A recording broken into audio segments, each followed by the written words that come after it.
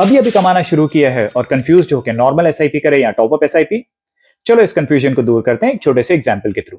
Let's assume SIP amount है 10,000 rupees, tenure है 10 years, return है 12% पर एनम और टॉप अप रेट है 10% एवरी ईयर।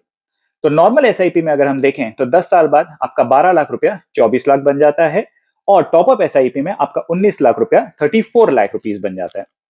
एक्चुअल रूपी टर्म्स में अगर देखा जाए तो टॉप अप एसआईपी में आपको ज्यादा पोर्टफोलियो वैल्यू दिखाई दे रही है, but return on investment point of view से देखा जाए तो नॉर्मल एसआईपी ने आपको ज्यादा रिटर्न्स दिए हैं। तो अब यहाँ पे सवाल आता है कि सर हमें तो हाई पोर्टफोलियो वैल्यू भी चाहिए, हाई रिटर्न भी चाहिए, तो क्या करें?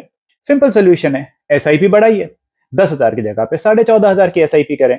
अगर आप ऐसा करते हैं तो नॉर्मल एसआईपी में 10 साल बाद आपका पोर्टफोलियो वैल्यू एग्जैक्टली उतना ही होता है जितना टॉपअप में था, लेकिन इन्वेस्टमेंट वैल्यू कम होने की वजह से आपका रिटर्न बढ़ जाता है। तो अब यहाँ पे दूसरा सवाल आता है कि सर हमारा एसआईपी 4,500 से बढ़ भी तो गया। तो अरे भाई अभी अभी कमाना शुरू किया है ना, खर्चे कम है तो हिम्मत करो और थोड़ा एसआईपी बढ़ाओ। इसी तो फाइनेंशियल प्लानिंग कहते हैं।